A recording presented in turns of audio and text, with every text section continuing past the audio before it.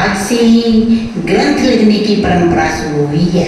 आज हमारा जन्मदिन है। आपको पता है, हमें पढ़ने से अज्ञान का नाश होता है और सम्यक ज्ञान की प्राप्ति होती है और साथ में स्मरण शक्ति भी बढ़ती है। हमारे आचार्यों ने बड़ी मेहनत से सभी ग्रंथ लिखे हैं। पंचम काल से जैन शासन की ज्योति अखंड है। लौकिक शिक्षा ज्ञानवान तो हो सकती है, पर विवेकवान नहीं। विवेकवान बनने के लिए हमें धर्म की शिक्षा लेनी चाहिए।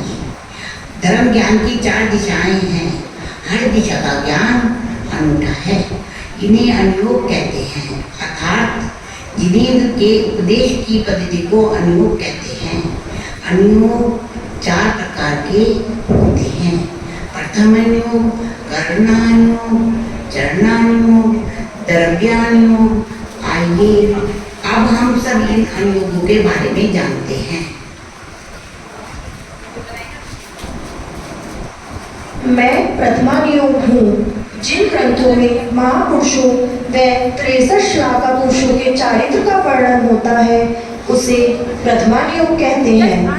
इसमें रत्नत्रय समाधि व समाधि मरण का समागम है। इसमें 4 मुख्य ग्रंथ हैं: पद्म पुराण, उत्तर पुराण, हरिवंश पुराण, श्रेणिक चारित्र। ये सारे ग्रंथ प्रथमानुयोग के ग्रंथ हैं। मैं कर्णानुयोग हूँ। जिन ग्रंथों में लोकालोक के विभागों का वर्णन, कल्प कालोक, परिवर्तन तथा 4 गतियों का वर्णन किया जाता है उसे कर्णानुयोग कहते हैं। लोक अलोक का शुद्ध वर्णन करने से श्रद्धा, निर्भरता और परिणामों में निर्भरता आती है। अतः ये अनुयोग हमें 5 प्रयागों से दूर रखता है। इसके मुख्य 4 ग्रंथ हैं: त्रिलोकसार, लोक विभाग, जम्बूदीप परिणति, त्रिलोय परिणति।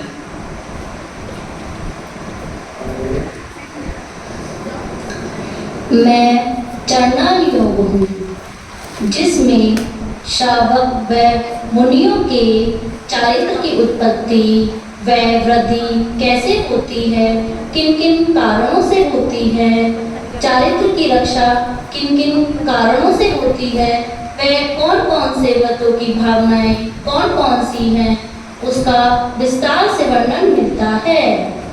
मेरे प्रमुख 4 ग्रंथ हैं, जिसमें रत्नकरण का शाब्दाचार, मूलाचार प्रदीप, भगवती आराधना प्रमुख हैं।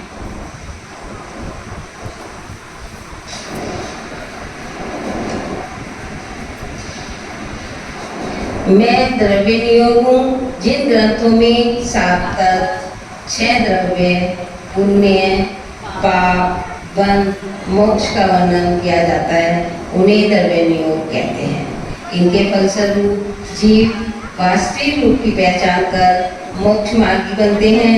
द्रव्यानुयोग में कुछ ग्रंथ मुख्य हैं, जैसे समयसार, नियमसार, तत्वार्थ सूत्र, कसाय मार्ग गुण और सठखंड ठाकुर। इनका स्वाध्याय करने से मोक्ष फल की प्राप्ति होती है।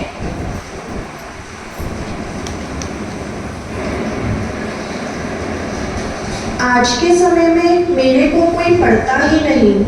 दादा दादी मेरी कहानी सुनाते ही नहीं, तो बच्चों के जीवन में संस्कार आदर्श कौन बताएगा?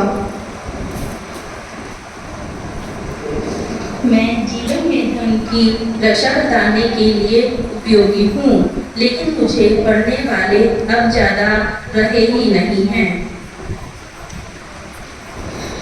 मैं तो साक्षात श्री मंदिर की वाणी से ही आया हूँ। आपको सिद्ध शिला पर ले जाने के लिए आया हूँ, लेकिन मुझे कोई नहीं समझता। समझते तो निश्चित ही जीवन में सुख शांति पा लेते। रुको, मुझे तो सब भूल ही गए हैं। मैं तो आपका चरित्र सुधारने आया हूँ। पढ़ाई तो करते हैं, लेकिन बच्चे स्कूल की किताबें पढ़ते हैं। युवा वर्ग मोबाइल पर पढ़ रहा है और वृद्ध वो तो बस अखबार से ही पढ़ते रहते हैं। इसीलिए कोई हमें पढ़ना ही नहीं चाहता।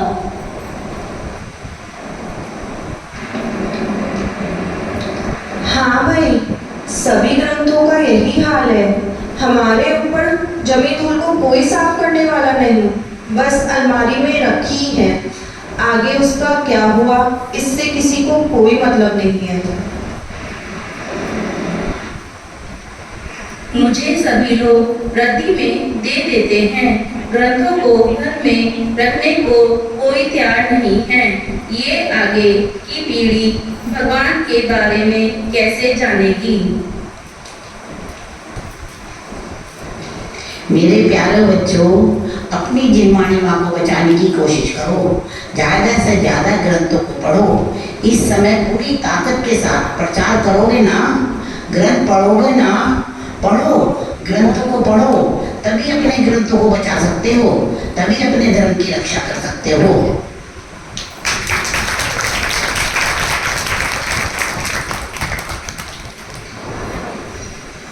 मेरी जिनवाणी प्राणों से भी प्यारी है, तू है मेरी ज्ञान सरिता, हम तेरे पुजारी हैं।